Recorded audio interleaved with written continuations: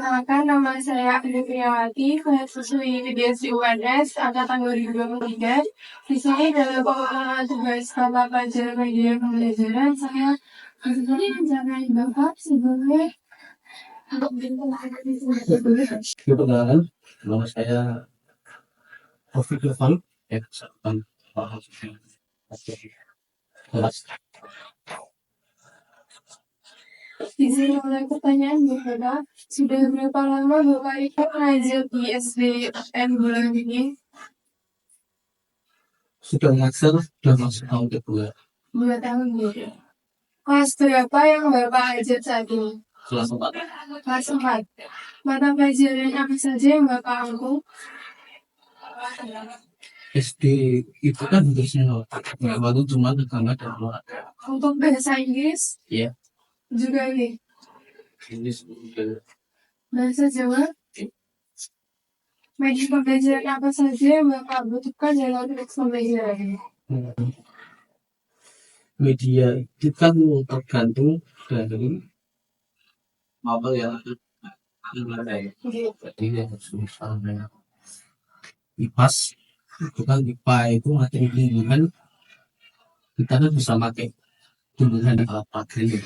Berarti menyesuaikan Iya. mata pelajaran dengan materi. Iya. Selanjutnya, apakah kebutuhan media pembelajaran berbeda untuk setiap mata pelajaran? Iya. Tergantung mata pelajaran dan materinya tadi ya Pak? Iya. Menurut Bapak Irfan, media pembelajaran seperti apa yang paling efektif untuk siswa di kelas 4?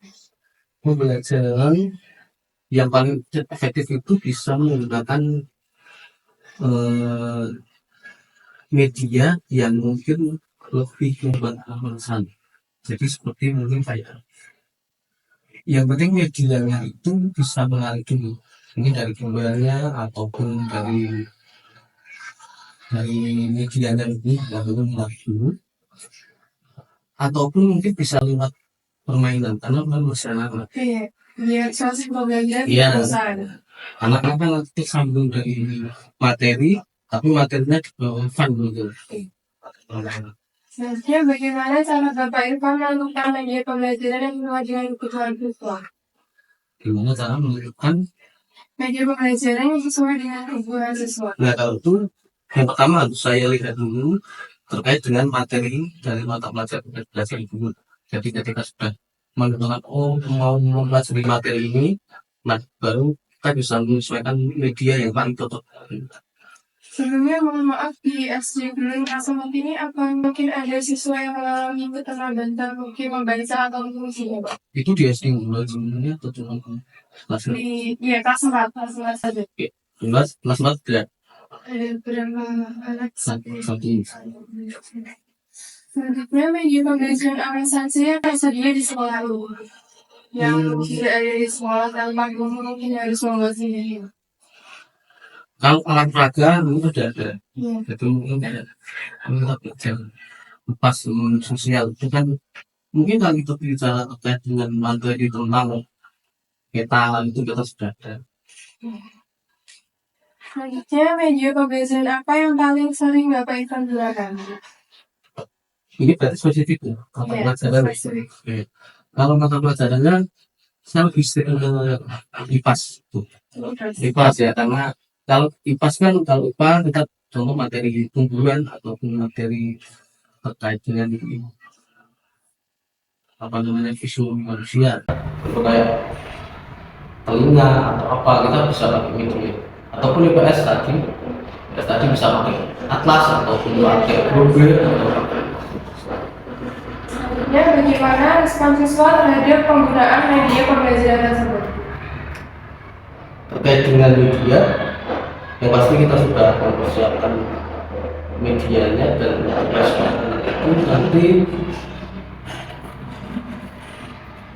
respon anak itu kan beragam. Jadi memang ketika kita memberikan kita nggak bisa mengatakan bahwa semuanya senang, tapi yang paling penting adalah anak itu harus enjoy dulu. Mungkin ada beberapa media yang mungkin nggak menarik, contoh kayak ada atlas ini apa, ini cuma gambar, padahal kita kan nggak tahu, tapi ketika mungkin kita bisa mengemas itu dengan baik kan jadi menarik. Selanjutnya, apakah Bapak pernah membuat media pembelajaran sendiri? Jauh ini belum. Belum. Selanjutnya, bagaimana Bapak mengintegrasikan media pembelajaran dalam RPP?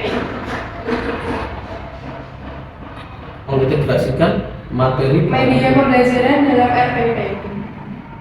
kalau sekarang mau belajar ya. Iya, belajar. Kalau mengintegrasikan, kalau RPP itu kan terkait dengan rencana kita ya. Iya.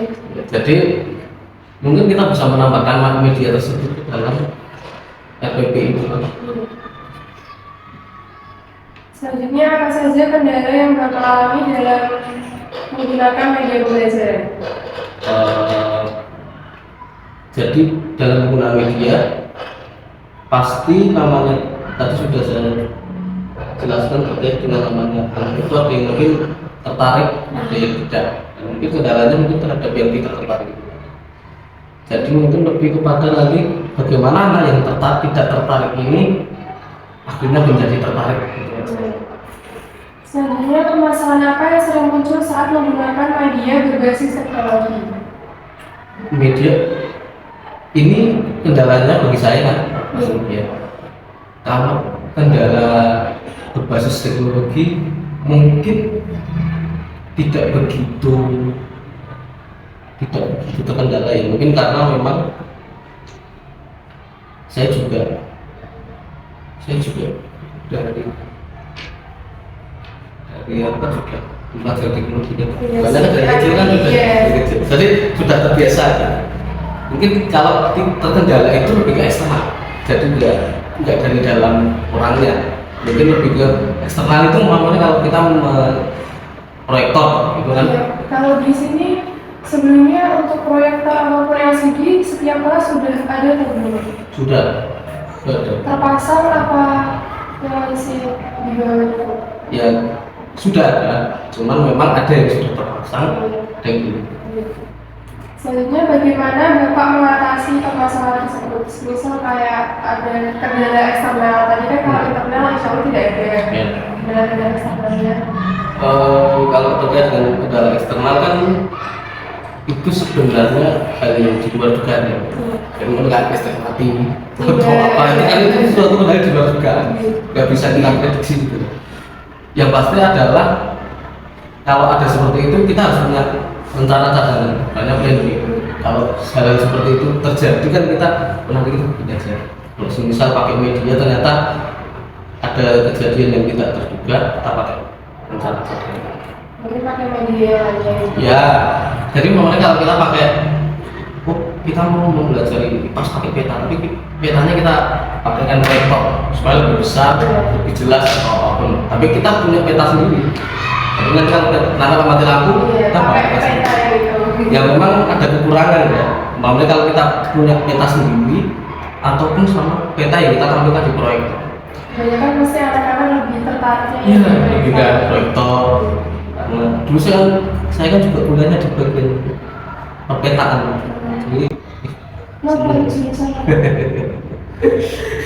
iya, saya dulu geografi. Oh, geografinya yang murni atau pendidikan? Geografi ini nggak jadi guru saya. Mungkin Saya udah di geografi. masih bisa di PPD-nya. Iya, ya makanya kan saya bahas tadi kan. Oh ya, karena ahliannya saya di situ.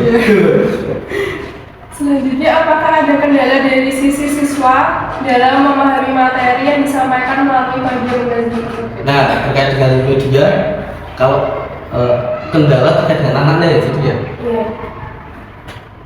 Kalau selama anaknya itu tertarik dengan pelajarannya, saya rasa tidak ada masalah. Cuman kan memang anak itu ketertarikannya kan beda-beda.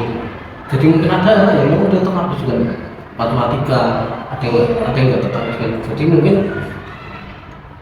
mungkin treatmentnya kita atau apa kita ngasih solusinya itu kan beda-beda. Kalau ada yang nggak suka matematika, mana caranya anak yang suka matematika? Atau mungkin kita tanamkan sesuatu yang nggak terkait dengan media. Kita tanamkan cinta kan. Oh, iya. Jadi anaknya kalau suka sama gurunya, nanti kan kemungkinan anak-anak itu akan jalan sendiri. Iya. Selanjutnya, apakah ada hambatan dari segi waktu dalam mempersiapkan media pembelajaran?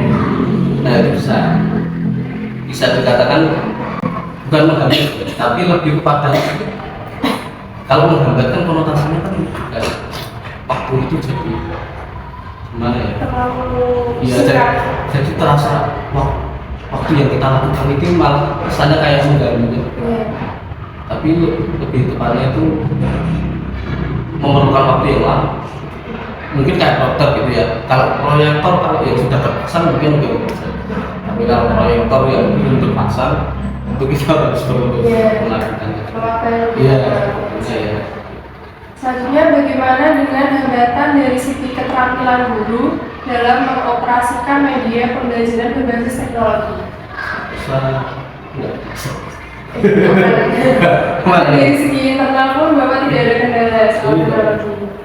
Iya. Selanjutnya, apakah infrastruktur sekolah seperti listrik, jaringan internet menjadi hambatan dalam penggunaan media pembelajaran? Sejauh ini tidak. Aman. Selanjutnya, adakah hambatan dari segi kebijakan sekolah terkait penggunaan media pembelajaran? Tidak sebenarnya. Kalau terkait dengan itu kan kebijakan sekolah kan sekolah memberikan kesempatan pada kita lebih apa? Bereksplor. Iya, bereksplor, berkreasi. Jadi kita sebagai guru lebih enak untuk kayak mengeksplorasi. Memberikan kebebasan. Iya. Selanjutnya, apakah sekolah pernah mengadakan pelatihan tentang penggunaan media pembelajaran terhadap guru?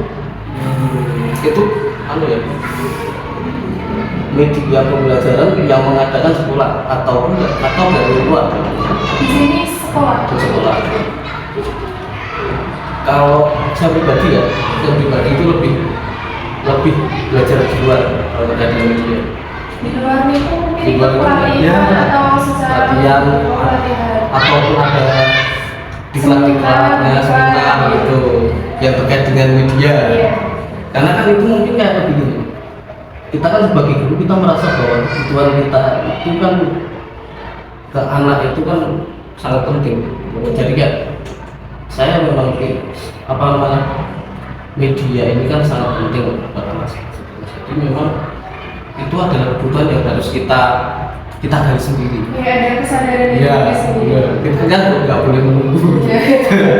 Kalau mengusulkan boleh, tapi kan kita harus ya itu tadi sadar menyadari ya, bahwa ya kita sebagai guru pun kita nggak hanya mengajar juga, tapi harus belajar juga. Selanjutnya, apakah Bapak pernah mengikuti pelatihan tentang pembuatan atau penggunaan media pembelajaran? Pembuatan atau penggunaan. Iya. Nah, Selanjutnya, menurut Bapak, pelatihan seperti apa yang dibutuhkan untuk meningkatkan keterampilan guru dalam menggunakan media pembelajaran? media seperti apa itu? Mungkin media yang sesuai dengan mata pelajaran. Begitu. Jadi media ini Menurut Bapak, pelatihan seperti apa yang dibutuhkan untuk meningkatkan keterampilan guru dalam menggunakan media pembelajaran? media apa yang digunakan untuk meningkatkan keterampilan saya? Iya. Yang penting adalah karena ini anak SD terutama, jadi memang yang penting medianya itu adalah sesuatu yang memang menarik itu tadi. Yang menarik, tidak membosankan. Ya kemasannya yang penting. Kalaupun nggak menarik, setidaknya kita harus memberikan kemasannya yang menarik. Gitu. Kalau medianya nggak menarik, gurunya yang harus Gurunya. menjelaskan secara menarik. Selanjutnya, apa harapan Bapak terkait pengembangan media pembelajaran di sekolah ini? Harapan ya, Iya. harapan yang saya inginkan Iya. ya saya selalu berharap bahwa kita sebagai guru harus selalu bisa berkreasi. Itu jadi memang apa ya? Karena zaman itu kan semakin maju. Anak-anak sekarang itu kan kita nggak perlu mengenalkan teknologi, anak-anak sudah punya kita dengan teknologi. Anak-anak pun kita nggak perlu mengenalkan TikTok, ada di TikTok kan. Iya.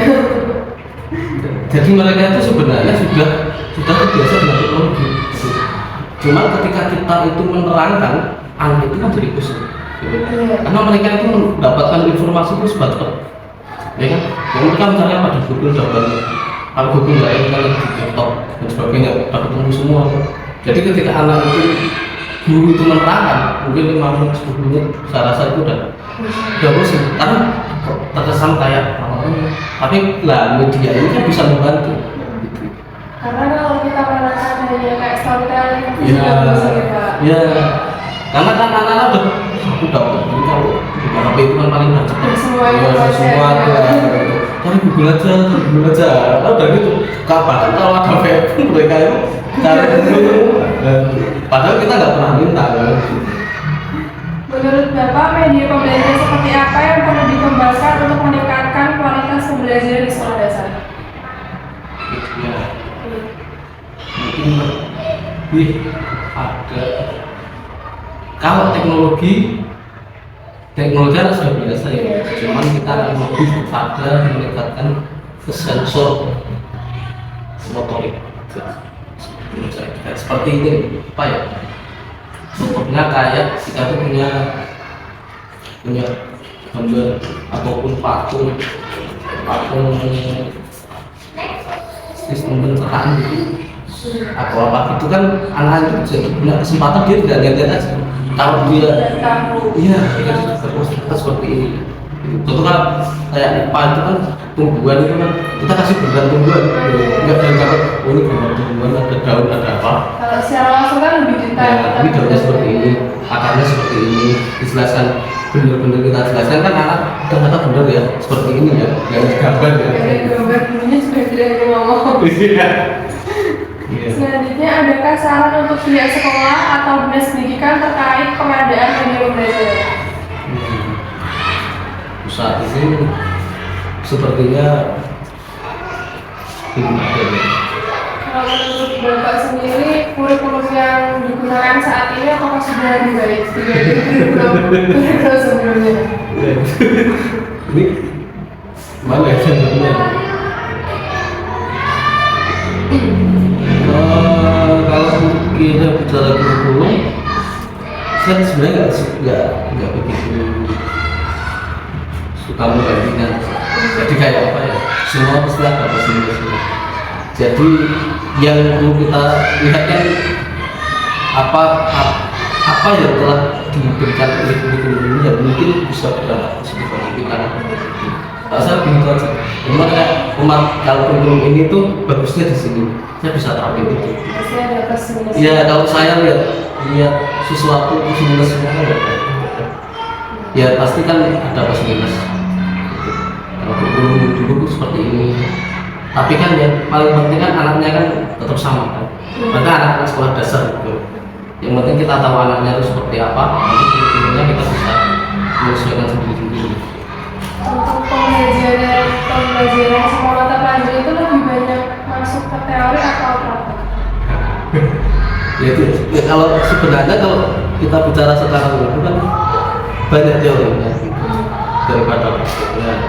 Cuman ya mungkin saya pribadi sebagai guru mencoba untuk anak itu tidak hanya fokus pada teori aja. Itu yang mungkin kayak terkait dengan mata pelajaran yang mungkin sebenarnya itu bisa dilakukan praktek.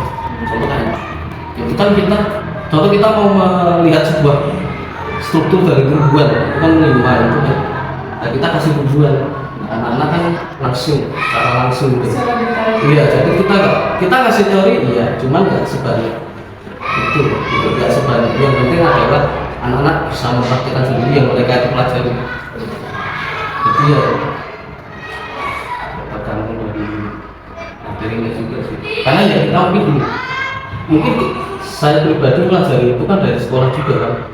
Mungkin dari SD teori, tapi ternyata waktu kita SMA itu ada pelajaran yang memang kita harus pakai. Iya. Kalau kayak IPA, itu kan kita pakai fisika, kimia, biologi, itu biologi praktek itu ya pakai darah dulu. Oh iya. Itu golongan darah. Iya, pakai golongan darah itu terus diuji kasusnya kan. Iya itu nah. Kalau anak SD kan masih dasar, tapi lebih baik kita kan kenalan. Jadi akan bersama sesuai dengan tingkatan sekolah. Ya, jadi kita sesuaikan dengan materi dan kita sesuaikan dengan jenjang aja.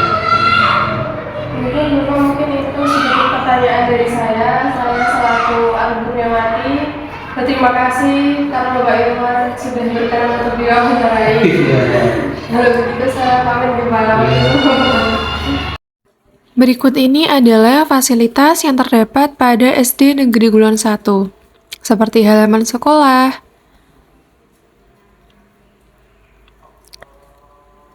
terdapat juga UKS, kantin, ruangan kelas, tempat parkiran dan juga dapur.